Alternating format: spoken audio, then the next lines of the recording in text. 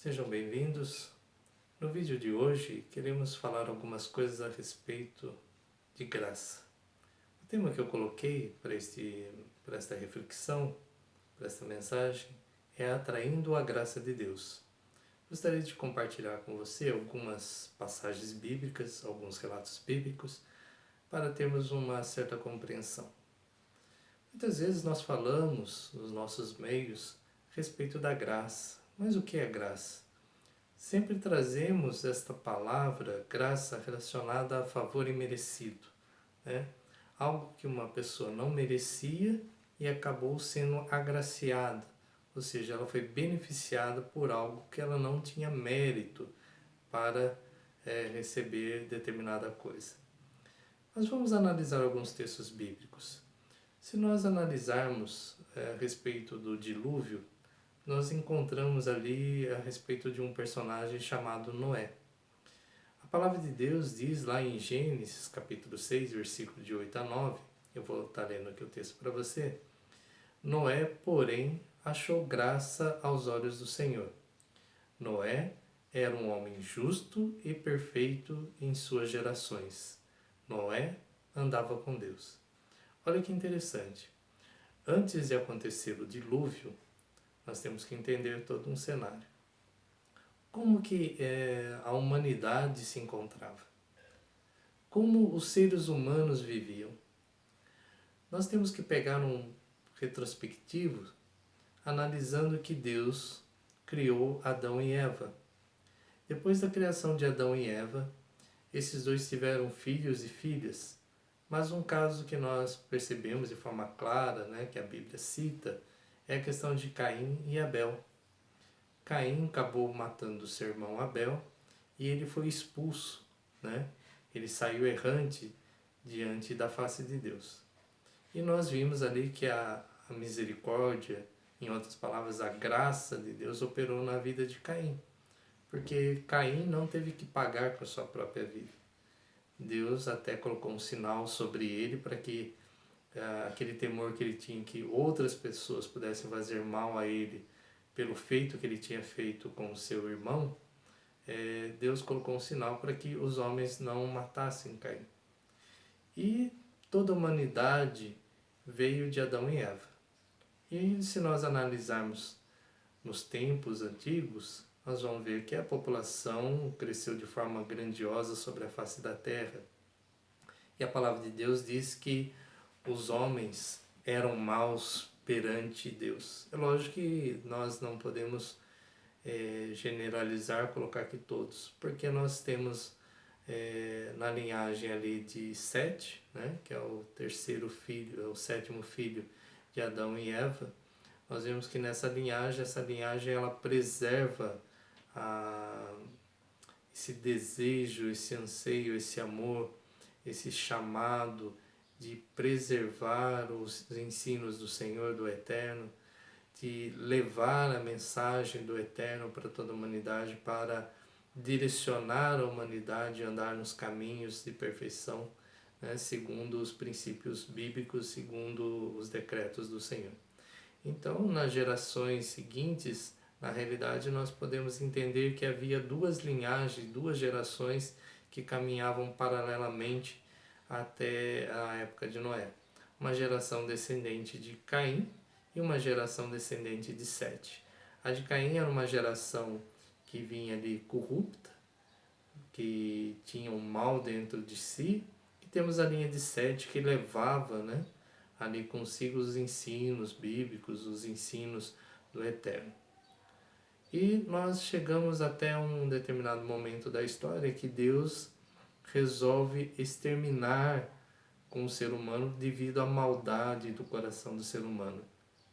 E a palavra de Deus diz que ali em Gênesis capítulo 6, versículo de 8 a 9, Deus encontra um homem e esse homem encontra graça diante aos olhos de Deus.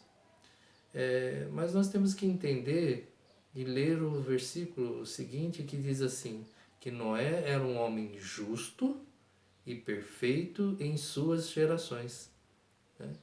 Noé, ele era diferenciado dos outros seres humanos, pois ele era um homem justo, praticava a justiça, e essa justiça não é a justiça dos homens, mas sim a justiça direcionada por Deus, pelos ensinos de Deus, e também era um homem perfeito, ou seja, ele andava em perfeição diante do Eterno. Ele era um ser humano que tinha como no ímpeto do seu coração agradar a Deus. Esse era o propósito desse Noé, agradar o Senhor. E Deus, vendo que este homem era justo e andava nos seus caminhos, Deus concede graça a esse homem. Esse homem, ele é agraciado por Deus por ele ser diferente dos outros seres humanos, e Deus escolhe Noé, e consequentemente a sua família é agraciada pela sua atitude. Você percebe bem o texto bíblico que fala de Noé. Noé achou graça diante aos olhos de Deus. Ali o texto bíblico não fala que os demais da sua família achou graça.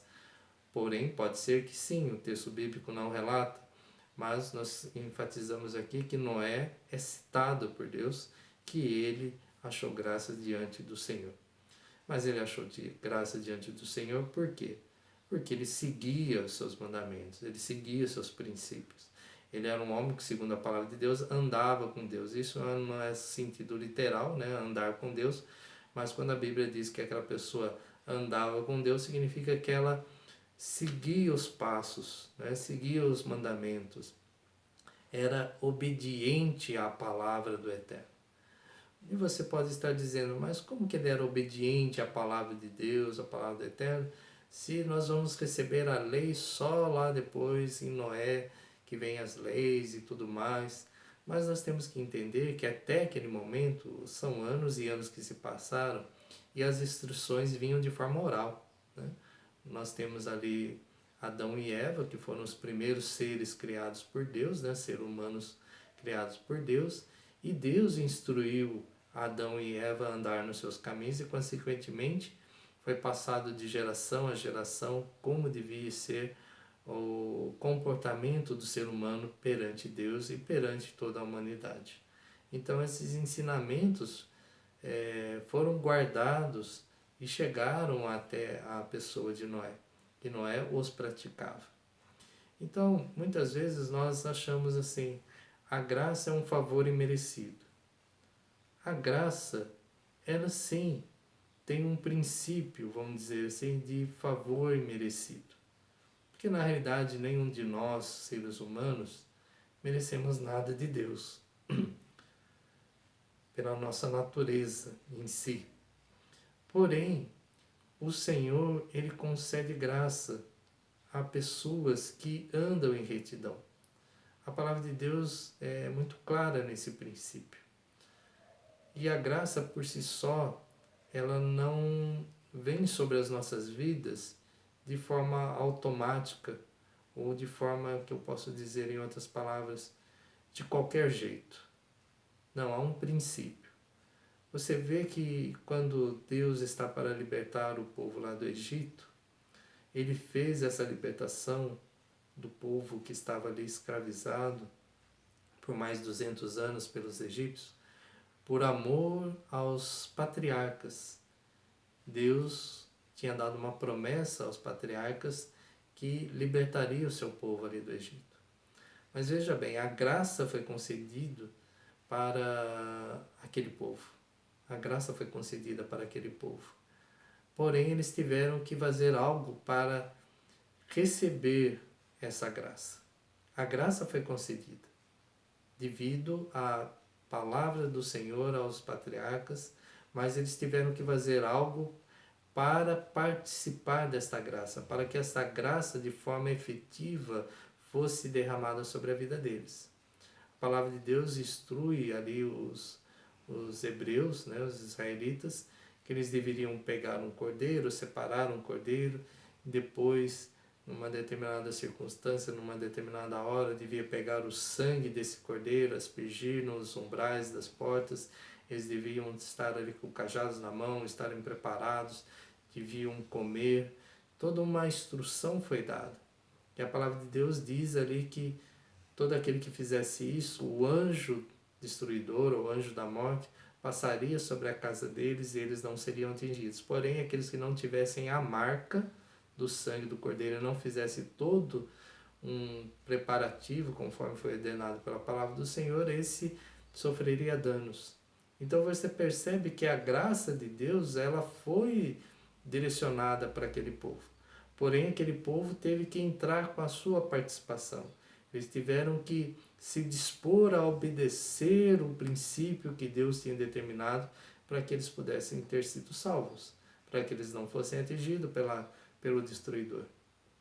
Então a graça em si, ela não vem simplesmente sem uma participação, sem uma contribuição do ser humano.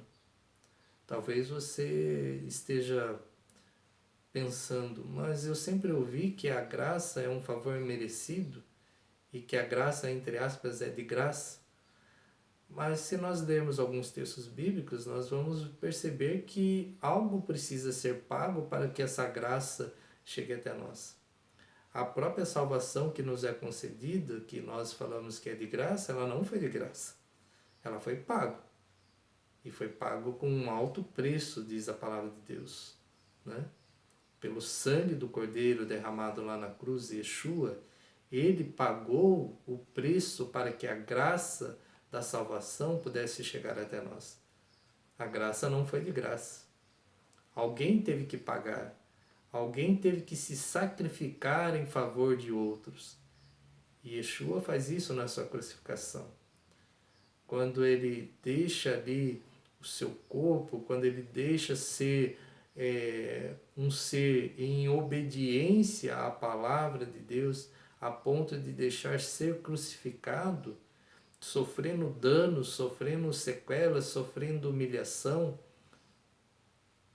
quando ele usa dessa obediência para agradar a Deus, a graça de Deus não somente estava sobre ele, mas essa graça que estava sobre ele também é derramada sobre nós e sobre todas as gerações. Em favor de nós, essa graça é derramada, como diz a palavra, para que todo aquele que nele crê não pereça, mas tenha vida eterna. Ou seja, a graça que nos alcança e a graça que nos alcançou ou nos alcançará, dependendo do momento, do estágio que você está nessa caminhada com Deus, ela não veio de graça. Ela veio pelo sacrifício vivo de Jesus Cristo, de Yeshua, lá na crucificação. E você recebe essa graça não simplesmente sem contribuir para que essa graça venha na sua vida, mas como diz o texto bíblico, para que todo aquele que nele crê. A sua contribuição é crer na pregação do Evangelho, é crer no ato que Deus fez através do seu Filho Yeshua ali na crucificação. E quando você crê, você colabora, vamos dizer assim, para que a graça de Deus chegue à tua vida. E a palavra de Deus diz que se nós guardarmos os mandamentos e andarmos nele, nós seremos salvos. Veja bem, o princípio da graça, a graça ela chega até as nossas vidas, é um favor de Deus, é um mérito de Deus, é um atributo de Deus, é um presente de Deus para as nossas vidas. Porém, nós devemos o quê? Permanecer na graça do Senhor. E como nós permaneceremos na graça do Senhor? É obedecendo os seus mandamentos e andando nos seus mandamentos. Não somente sendo ouvintes, mas praticantes. Nós temos que entender que, uma vez salvo, não estamos com a garantia de estarmos sempre salvos. Eu sei que é um tema um pouco polêmico nós falarmos, que na realidade, não sei se eu vou conseguir expressar para você, mas uma vez salvo, que você recebeu a salvação, se você permanecer seguindo os princípios bíblicos, você estará salvo, você receberá a salvação. Porém, se você recebeu a salvação e desviar dos mandamentos, desviar do caminho do eterno, a sua salvação, entre aspas, ela se expira, ela vai embora, você perde. Não é uma coisa que você pega a princípio e depois você não tem que fazer mais nada para continuar com essa salvação. Essa salvação ela requer de você obediência aos princípios bíblicos e aos mandamentos e às orientações do Senhor, para que você permaneça na salvação. Você pode usar também o termo uma vez salvo, sempre salvo. Sim, o salvo, ou seja, aquele que entende no seu coração, que pratica no seu coração, que guarda no seu coração os mandamentos, os princípios bíblicos, este uma vez salvo sempre estará salvo. Porque ele guarda, ele mantém, ele retém, ele pratica, ele não se desvia do caminho do Senhor. Então, uma vez que ele recebeu a salvação, ele vai estar salvo automaticamente. Porém, aquele que recebe a salvação e não pratica, se desvia, esse perde a salvação. Ou seja, a graça que estava sobre ele não é retirada por Deus, mas sim por ele próprio, com as suas próprias mãos, com os seus atos, com os seus feitos, ele retira a salvação sobre a sua vida. Então nós temos que refletir algumas coisas. Você vê tantos outros personagens bíblicos que foram agraciados por Deus, mas você vê que eles tiveram uma conduta que agradou a Deus. Eu gostaria de ler alguns versículos bíblicos para você aqui expor, para não ficar simplesmente nas minhas palavras. No Salmos 37, 23 diz assim: o Senhor dirige os passos do justo, ele se agrada de quem anda em seus caminhos. Deus dirige os passos do justo. Quem é esse justo? É aquele que pratica a justiça de Deus. É aquele que guarda e pratica os seus mandamentos. É aquele que cumpre os propósitos de Deus, as orientações de Deus. O que Deus faz? Deus dirige os passos desse homem. E Deus se agrada daqueles que andam no seu caminho. Veja outro texto bíblico, em João capítulo 8, versículo 29. Jesus falando: e aquele que me enviou está comigo. Ele não me abandonou, pois sempre faço o que lhe agrada. Jesus falando do Pai, que o Pai sempre estava com ele, por quê? Porque ele sempre agradava a Deus, ao Pai. Ele seguia severamente os mandamentos, os princípios bíblicos. A palavra de Deus diz que Jesus crescia na graça e em estatura e na graça e no conhecimento do Senhor. Ou seja, cada dia ele se colocava à disposição a seguir os princípios, os mandamentos de Deus, e a graça de Deus cada vez era mais abundante sobre a sua vida. Por quê? Porque ele seguia os princípios bíblicos. Ele seguia os princípios de Deus. Outro texto em Provérbios, capítulo 3, verso 34, diz assim: o Senhor zomba dos zombadores, mas concede graças às pessoas humildes. O que é ser humilde? É ser aquela pessoa que aceita estar debaixo das orientações de Deus. Aquele que se dispõe a seguir os caminhos do Eterno, esta é uma pessoa humilde. Não é aquela pessoa que zomba dos mandamentos, das orientações de Deus. Para essa pessoa, Deus concede graça. Graça. A graça de Deus alcança essa pessoa. Em João capítulo 3, versículo 16, diz assim: porque Deus amou o mundo, que deu seu Filho único, para que todo aquele que nele crê não pereça, mas tenha vida eterna. É um princípio. Deus concede o seu Filho. E nós temos que crer neste ato para recebermos a vida eterna. Não é propósito de Deus que todos venham receber a salvação, a vida eterna? Sim. As próprias Escrituras afirmam isso. Que Deus quer que todos sejam salvos. Porém, por que muitos não serão salvos? Ou por que muitos não foram salvos? Porque não creram na promessa, não creram nos mandamentos, não seguiram os princípios bíblicos.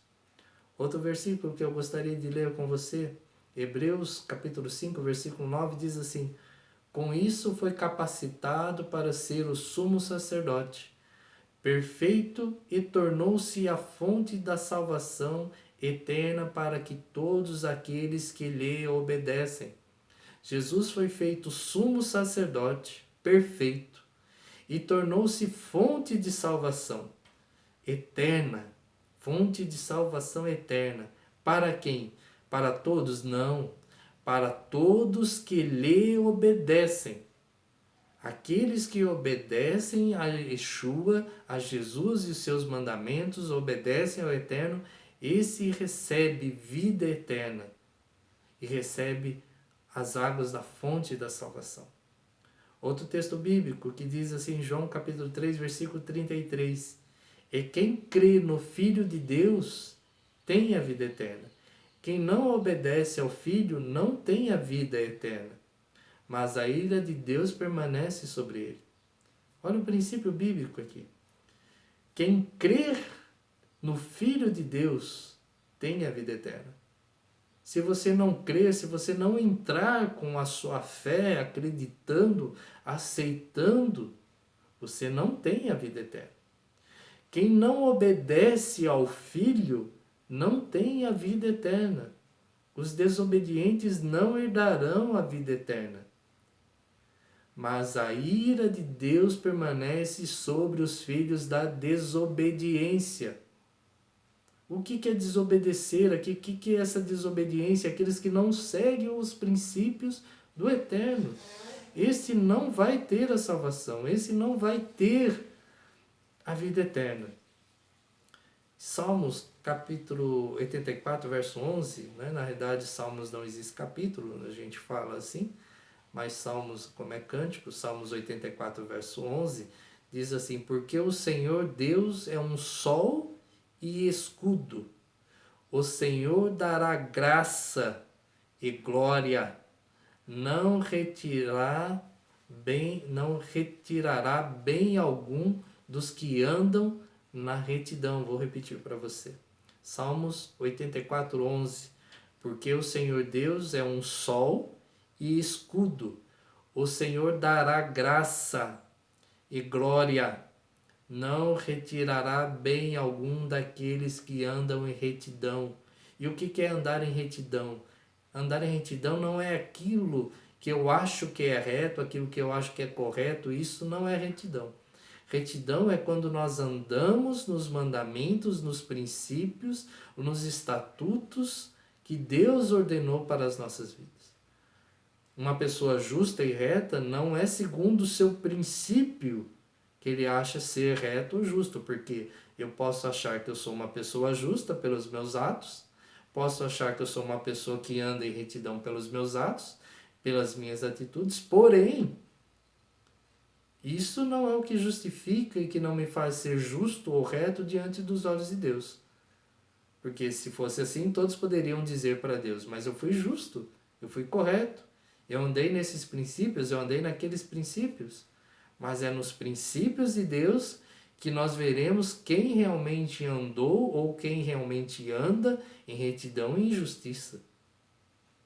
Jó era um homem justo, diz a palavra de Deus. Um homem justo diante da sua geração também. E eu queria fazer aqui um adendo, um acréscimo. Não significa que você, sendo um homem justo e reto, que você não vai sofrer males. Você pode sofrer. Você percebe que Jó, lógico que tem todo um propósito de Deus na vida de Jó para nos orientar, para nos ensinar, mas você percebe também na vida de tantos outros servos de Deus que foram justos, Abraão, Jacó. Você pode falar, mas Jacó foi justo? Jacó foi justo. Não no seu princípio da sua caminhada, mas depois ele se tornou um homem justo. Noé, um homem que sofreu também nas suas gerações. Será que por 100 anos ali, teoricamente, diz um estudioso, por 100 anos, ele construindo a arca, você acha que ele não sofreu injúrias, não sofreu defamações, não sofreu ataques daquela humanidade perversa da sua época? Um homem que apregoava a justiça, e quantos estavam ali ao seu redor zombando dele? Paulo não se tornou um homem justo depois que aceitou a Jesus, a Cristo? Não sofreu perseguições? Não sofreu prisões? Não sofreu chicoteadas? Não sofreu agravos? Será que todos aqueles que estavam ali no princípio desse movimento que nós chamamos cristão, do surgimento da igreja, depois da morte de Cristo, será que eles não sofreram danos por serem justos? Justos perante Deus? Ser pessoas retas perante Deus? Então, sermos justos e sermos retos não significa que nós vamos estar isentos de sofrer. Mas a graça de Deus estará sobre as nossas vidas. E isso que é importante. É nós caminharmos em justiça e em retidão. Seguir os princípios bíblicos. Aquele povo que saiu lá do Egito tiveram que seguir um princípio. Foram agraciados com a graça? Sim. Porém, se um deles deixou de praticar aquilo que Deus ordenou, que era toda uma preparação, ele sofreu dano. A Bíblia não relata dizendo que um dos filhos de Israel foi desobediente. Mas nós entendemos que Deus é justo e Ele pratica a sua justiça. Se Ele ordenou para que todos fizessem um determinado princípio ou um determinado ato, se esse não cumpriu, Deus estaria isento de acobertar este com a sua graça. Então todos nós temos que contribuir para atrair a graça de Deus. Como diz no Salmos 84, verso 11. Deus concede graça a quem? Aqueles que andam em retidão. Você quer atrair graça sobre a sua vida? Ande em retidão. Ande nos caminhos do Senhor. Ande nos princípios do Senhor. Você vai pagar por isso? Vai. Tem um preço a ser pago? Tem. A graça não é de graça. Alguém pagou para que essa graça nos alcançasse. A palavra de Deus diz que o Cordeiro foi imolado antes da fundação do mundo. Ou seja, algo foi pago para que a graça de Deus nos alcançasse. Jesus veio aqui como Filho de Deus. O Verbo se tornou-se carne. O Verbo precisou se transformar em ser humano para pagar na cruz o preço de dívida que estava sobre quem? Sobre nós. Para que nós pudéssemos ser libertos da condenação. Para que nós pudéssemos ser libertos da ira de Deus. Alguém pagou o preço. Você e eu não fomos comprados por ouro e prata, mas pelo precioso sangue de Jesus. A graça que nos é dada hoje é através e por intermédio de Jesus. A salvação nos é dada através de Jesus. Ele pagou o preço. Ele se dispôs a pagar o preço em amor, em obediência ao Pai, em amor às nossas vidas. E nós devemos fazer o mesmo. Em obediência e em amor, andar nos caminhos do Senhor. Andar em retidão, nos mandamentos, nos decretos, para que essa graça de Deus esteja sobre nós. E quanto mais nós andarmos nesse caminho, mais graça teremos sobre as nossas vidas. Porque o texto bíblico diz que Jesus crescia em estatura e em graça. O texto bíblico não diz que ele só crescia em estatura e a graça estava sobre ele. Eram duas coisas que Jesus tinha sobre a vida dele naquele momento, que a Bíblia cita. Ele crescia em estatura e crescia em graça. A palavra de Deus diz que nós devemos crescer na graça e no conhecimento do nosso Senhor e Salvador. Nós devemos crescer. Maria foi agraciada. Por que Maria foi agraciada? Porque ela andava nos princípios do Senhor. Por que Samuel foi agraciado? Porque ele andava nos princípios do Senhor. Porque Davi foi um ser agraciado? Porque ele andava nos caminhos do Senhor. Porque Samuel foi agraciado? Porque tantos outros que nós vemos na Bíblia citados foram agraciados. Por que Daniel foi agraciado? Por que os seus companheiros foram agraciados, foram salvos lá da fornalha? Porque eles andavam nos caminhos do Senhor. Eles não se curvaram, os amigos de Daniel não se curvaram diante da estátua lá do rei. Foram lançados na fornalha? Foram lançados.